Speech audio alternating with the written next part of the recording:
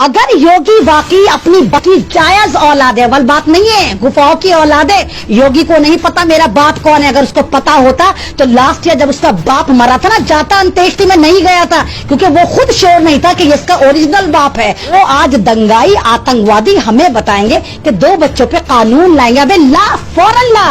तेरे अगर वाकई योगी तुझे वास्ता उस भगवान का जितनों को तू मानता है, लागू कर इस कानून को। मैं कुत्ते वाले बर्तन में खाना खाऊंगी अगर योगी ने यह कानून लागू कर दिया। लागू कर। सभी बहन भाइयों को जय श्री राम, हर हर महादेव, वंदे मातरम, भारत माता की जय। दोस्तों, एक एमन रिजवी करके एक महिला है, खैर मैं उसको महिला भी नहीं बोल सकता, वो महिलाओं के नाम पे दब्बा है, महिलाओं के नाम पे बहुत बड़ा कलंक है, क्योंकि महिलाओं के से उसमें कोई गुण नहीं है, इसलिए वो मेरी नजरों में सिर्फ और सिर्फ एक कटवी है और एक बंद गोभी है। जी हाँ, मैं उसे कटवी या बंद गोभी कह के बुला सकता हूं। दोस्तों, अभी उसने बहुत ही गंदी लैंग्वेज यूज की है हमारे माननीय योगी आदित्यनाथ जी के लिए। उसने बहुत ही अपशब्द बोले हैं हमारे माननीय योगी आदित्यनाथ जी के लिए। मैं आपको वीडियो सुनाऊंगा, उससे पहले मैं आपको बता देता हूं कि मैंने कटवी क्यों कहा और मैंने बंद गोभी क्यों कहा। बंद गोभी का सीधा सा उदाहरण है, ये तो आपके सामने जीता जागता उदाहरण है कि जिस तरीके से बंद गोभी जो होती है वो पूरी तरीके से पैक होती है, तो उसी तरीके से ये पैक बंद गोभी है। और दूसरी बात मैं बता देता हूं कि कटवी क्यों कहा है, ये बहुत ही ध्यानपूर्वक सुनना, क्योंकि आगे चल के तुम्हारी लाइफ में काम आएगा। मैं आपको बताता हूं दोस्तों, जैसे कि आपने कई वाक्य सुने होंगे कि भाई जैसे कि पंडित होता है तो उसकी घरवाली को क्या कहते हैं, पंडितानी कह देते हैं। फौजी होता है तो उसकी घरवाली को क्या कह देते हैं, फौजन कह देते हैं। तो इसी तरीके से जब एक कटवा होता है तो उसकी घरवाली को क्या कह देते हैं, कटवी कह देते हैं। सिंपल सा है। और दोस्तों, दूसरी बात कि कटवा क्यों कहते हैं, कटवा इसलिए कहते हैं जिसका हाथ नहीं होता उसे लूला कहते हैं, जिसकी आंख नहीं होती उसे काना कहते हैं, जिसके सर पे बाल ना होते उसे गंजा कहते हैं, जिसकी नूनू कटी हो उसे कटवा कहते हैं। राइट? तो इसलिए कटवा के साथ जो रहती है वो कटवी रहती है, ये सिंपल सी बात है। चलिए हम सुनाते हैं इसका वीडियो सुनिए किस तरीके से ये हमारे माननीय योगी आदित्यनाथ जी के लिए सवाल जवाब खड़ी कर रही है और गंदे भाषा का प्रयोग कर रही है। अब मैं भी इसके लिए इसी तरीके से इसकी भाषा में इसको उसी तरीके से जवाब देना चाहूंगा।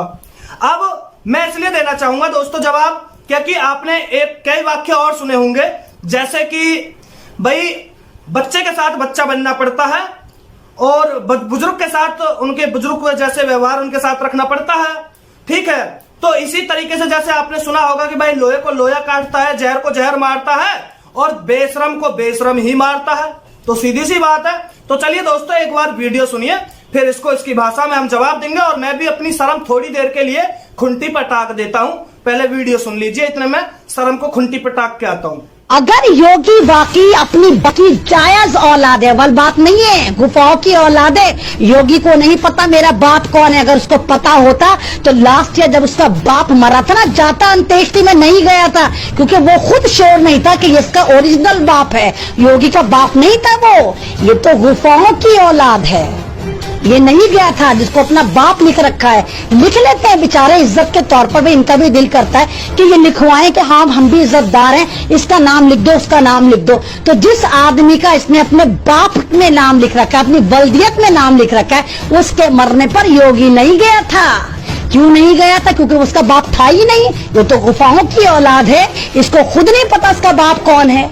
तो जिनको अपने बाप का नहीं पता, जिनको अपनी माँ का नहीं पता, जो खुद बटालियन है, पता नहीं एक भाई इस बाप का, एक भाई उस बाप का, पूरी हरी भरी फैमिली है, वो आज दंगाई आतंकवादी हमें बताएंगे कि 2 बच्चों पे कानून लाएंगे। अबे ला, फौरन ला। तेरे अगर वाकई योगी तुझे वास्ता उस भगवान का जितनों को तू मानता है, लागू कर इस कानून को इलेक्शन से पहले और लागू कर कि कोई भी काउंसलर यूपी में इलेक्शन लड़ ही नहीं सकता जिसके 2 से ज्यादा बच्चे हों। मैं कुत्ते वाले बर्तन में खाना खाऊंगी अगर योगी ने यह कानून लागू कर दिया। लागू कर, मैं देखूंगी कि तेरा टिकट कट जाएगा। तू तो खुद 7वां बहन भाई है, तुझे नहीं पता? मोदी जी 8 बहन भाई है, तुझे नहीं पता? तो ये सारे के सारे ऐसे भगवा दलाल हैं जो सिर्फ नफरतें फैलाते हैं, इन्हें कुछ नहीं पता। बेज्ञानी अज्ञानी लोग, इन्हें ये भी नहीं पता कि बहन भाई कितने होते हैं, इन्हें ये भी नहीं पता कि 2 बच्चे होते क्या हैं। इतने अज्ञानी बंदर हैं। अगर पता होता तो पहले अपने घर पे नजर ना दौड़ाता। अब आप ही सवाल करिए कि अपने जो बहन भाई हैं उनका तू एनकाउंटर करके मारेगा, बम से उड़ाएगा, या पाकिस्तान फेंकेगा, या अलकायदा के पास घुसाएगा, या चाइना में फेंक कर आएगा, या उनको डिटेंशन कैंप में डालेगा। क्योंकि तू 2 बच्चों का पॉलिसी जो तू लेकर आ रहा है, जो तेरे बहन भाई होंगे, जो 5-6 बहन भाई पहले हैं या बाद के, तू उनका हाल क्या करेगा? वो आज दंगाई आतंकवादी हमें बताएंगे कि 2 बच्चों पे कानून लाएंगे। तो देखा दोस्तों, ये अमन रिजवी कौन है ये मैं आपको पहले बता देता हूं। ये अमन रिजवी वही है, आपको याद होगा कि वारिस पठान बोलता था कि अभी तो शेरनियां बाहर निकली हैं और शेरों के पसीने छूट गए। यानी कि यह वही अमन रिजवी है जो 500 रुपए के लिए शेरनियां बनके शाहीन बाग में 96 डे लगातार इन्होंने प्रदर्शन किया था, खूब बिरयानी खाई थी और खूब फ्री में वहां पे कॉन्डम भी पाए थे। दोस्तों मैं आपको बता देता हूं, ये वही अमन रिजवी है जिसने 500 रुपए के लिए पूरे शाहीन बाग में इन्होंने हंगामा रखा था। यह वही अमन रिजवी है। अब इसने हमारे माननीय योगी आदित्यनाथ जी पे सवाल उठाए। किस लिए उठाए? क्योंकि माननीय योगी आदित्यनाथ जी अभी आपको पता है कि जनसंख्या नियंत्रण कानून का बिल पास करा रहे हैं, तो उसके चक्कर में इनकी मिर्ची लगी हुई है, इनकी पूरी जली पड़ी है। और इस टाइम इसने जिस तरीके से हमारे माननीय योगी आदित्यनाथ जी के पिताजी के अंतिम संस्कार को लेकर सवाल उठाए, मैं आपको बता देता हूं, यह आपको भी पता है कि अंतिम संस्कार में योगी आदित्यनाथ जी क्यों नहीं गए। यह आपको पता होगा, भली बात ही। नहीं पता है तो मैं आपको एक बार फिर से बता देता हूं, दोहरा देता हूं। देखिए दोस्तों, जिस टाइम माननीय योगी आदित्यनाथ जी के पिताजी के अंतिम संस्कार था, उस टाइम आप सबको पता है कि कोरोना की बहुत बड़ी महामारी चल रही थी पूरे देश में। और उस टाइम पूरे देश में लाखों की जनता मर रही थी कोरोना की वजह से, यह आप सबको पता है। और योगी आदित्यनाथ जी अपने यूपी को, अपने उत्तर प्रदेश को, अपने उत्तर प्रदेश की 23 करोड़ आबादी को बचाने के लिए वो मीटिंग कर रहे थे और उन्होंने वो मीटिंग मान्य रखी और योगी आदित्यनाथ जी अपने पिताजी के अंतिम संस्कार में नहीं गए। देखिए ये तो सीधी सी बात है, जो होना था वो तो हो लिया था। लेकिन जिस टाइम 23 करोड़ की जनता पे जब बात चल रही थी और कोरोना की बहुत बड़ी महामारी पूरे देश में आ रही थी, तो उस टाइम योगी आदित्यनाथ जी ने 23 करोड़ की जनता को मायने रखा, 23 करोड़ की जनता की भलाई के लिए सोचा। ठीक है, तो वो तो अपने पिताजी के अंतिम संस्कार में भी नहीं गए। क्यों? क्योंकि उत्तर प्रदेश की जनता के लिए। और आज यही लोग माननीय योगी आदित्यनाथ जी को गालियां देते हैं और उनके पिताजी पर कई सवाल खड़े करते हैं। पहली बात तो ये। तो दोस्तों आपने ये भी देखा होगा, दूसरी तरफ जब कोरोना की वजह से लगातार हमारे भाई, अपनी बहन, अपनी माता, अपने पिता, अपने बच्चे ना जाने कितने हाथ धो बैठे थे कोरोना से, और वो अंतिम संस्कार में भी शामिल नहीं हुए। मतलब ये इसमें योगी आदित्यनाथ जी ही नहीं है कि जो अपने पिताजी के उसमें अंतिम संस्कार में शामिल नहीं हुए। ना जाने ऐसे कितने परिवार हैं जिन्होंने अपने बच्चे, अपने भाई, अपनी माँ, अपने बाप और अपने चाचा ताऊ, मतलब जो कोरोना के संक्रमित होकर जिन्होंने अपनी जान गंवाई, उनके अंतिम संस्कार में उनके परिवार ना जा पाए। ऐसे ना जाने कितने परिवार थे, ये आप सबको पता है। लेकिन इस कटवी ने माननीय योगी आदित्यनाथ जी पे सवाल उठाए हैं। दूसरी तरफ हम बात करते हैं, ये चैलेंज कर रही है माननीय योगी आदित्यनाथ जी को कि जनसंख्या नियंत्रण कानून का बिल लाके दिखाओ। ये पूरा चैलेंज कर रही है। मैं इसको बता देता हूं, इसको थोड़े उदाहरण गिनवा देता हूं कि तुम जब जब आते हो, जब जब कुत्ते की तरह, सुअरों की तरह, सुअरियों की तरह भौंक के चले जाते हो, क्योंकि तुमको पता है कि काम योगी जी सारे काम करते हैं, जो उन्होंने एक बार बोल दिया तो वो कर ही रहेगा। तो इतना तो इन सबको पता है, चाहे वो 3 तलाक हो, राम मंदिर हो, धारा 370 हो, और या फिर वो लव जिहाद के मामले में हो, उन्होंने जो जो बोला वो सारे काम पास किए। और अभी भी जनसंख्या नियंत्रण कानून आ रहा है और ये भी पास होगा 102%, 100% नहीं, 102%। सुन ले कान खोल के कटवी, तुझे तेरी औकात बताते हैं। और ये कह रही है कि योगी इसलिए नहीं लाएगा जनसंख्या नियंत्रण कानून क्योंकि योगी तो खुद 5-6 वो उनकी फैमिली में है, वो 5-6 बहन भाई हैं, और ऐसे ही मोदी जी है बहन भाई, तो इसका ये भी कहना है। मैं इसको बता देता हूं कि योगी जी ने जो बोला है वो ये बोला है कि जब से ये कानून आएगा तब से वो कानून मान्य होगा, उससे पहले जिसके जितना था, जिसके जितने थे वो सारे उतने ही रहेंगे, उनको सारी सुविधाएं प्राप्त होगी जो हो रहा था। लेकिन आगे से ये मतलब जैसे जिस साल से वो आएगा उस साल से वो वहां पे दोबारा से चालू किया जाएगा। ठीक है, दोबारा से चालू किया जाएगा। ये ध्यान पूर्वक अपने कान खोलकर सुन ले। और जिनको मतलब जो पहले बच्चे थे, जिनके मतलब 5 बच्चे थे या 6 थे या 10 थे, इनके तो 25-25 थे, इनके तो हम गिनती में भी नहीं गिन रहे। ठीक है, तो उनको तो मतलब जो पहले सुविधाएं मिल रही थी वो मिलेगी। जो आने वाली अगली जो नस्ल और फसल है उसके लिए वो कानून लगाया जाएगा।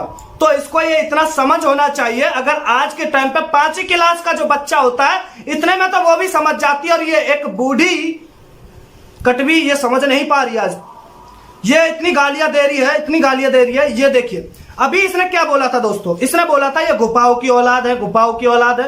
अबे तुम तो उसी पत्ता गोभी की औलाद हो, मतलब उसमें ही सारे काम कर लेते हो, पता भी नहीं चलता कौन निकल रहा है दरवाजे से, कौन जा रहा है।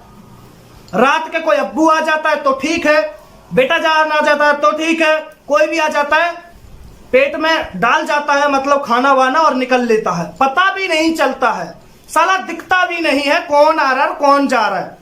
तो इसलिए इनको हर कोई गुफा की औलाद नजर आती है। और रही बात आतंकवादी, ये लगातार योगी जी को आतंकवादी कह रही है, मोदी जी को आतंकवादी कह रही है। खैर इसको इतना तो पता ही है कि आतंकवादी कौन से कौम में पाए जाते हैं। वो सिर्फ और सिर्फ एक ही कौम है जिसमें आतंकवादी पाए जाते हैं। ये इसे भली भांति पता है, वो है जिहादियों की कौम, वो है कटुओं की कौम। तो इसको अच्छे भली भांति पता है और इसकी भाषा में इसको अच्छे से जवाब देना जानते हैं। तो दोस्तों इसके काफी ऐसे सवाल थे और उम्मीद करूंगा कि इस कटवी को काफी सवालों के जवाब मिल गए होंगे।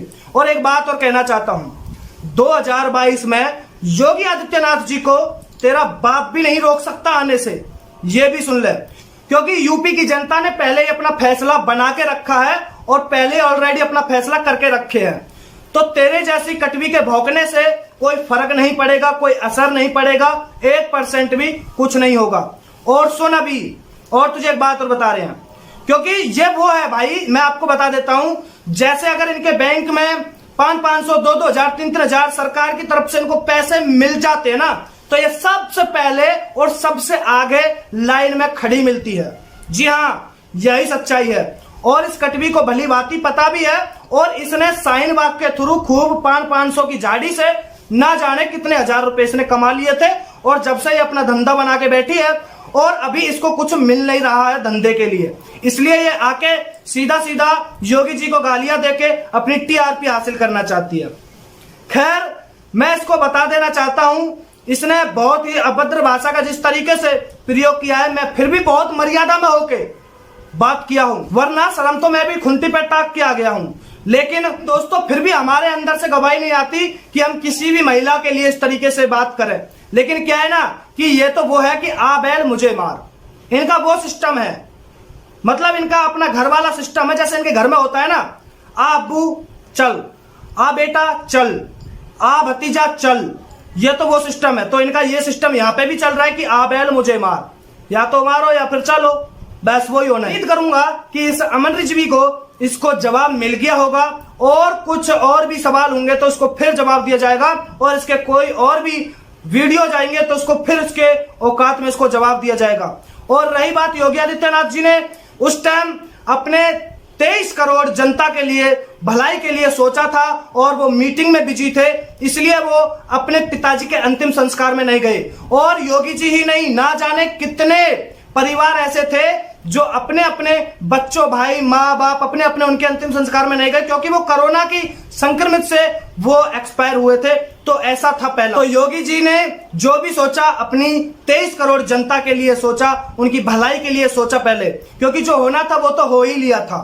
ठीक है दोस्तों, एमन रिजवी, उम्मीद करूंगा तेरी औकात में तुझे जवाब मिल गया होगा और आगे भी मिलता रहेगा। यही तेरी औकात और यही तेरी हैसियत है।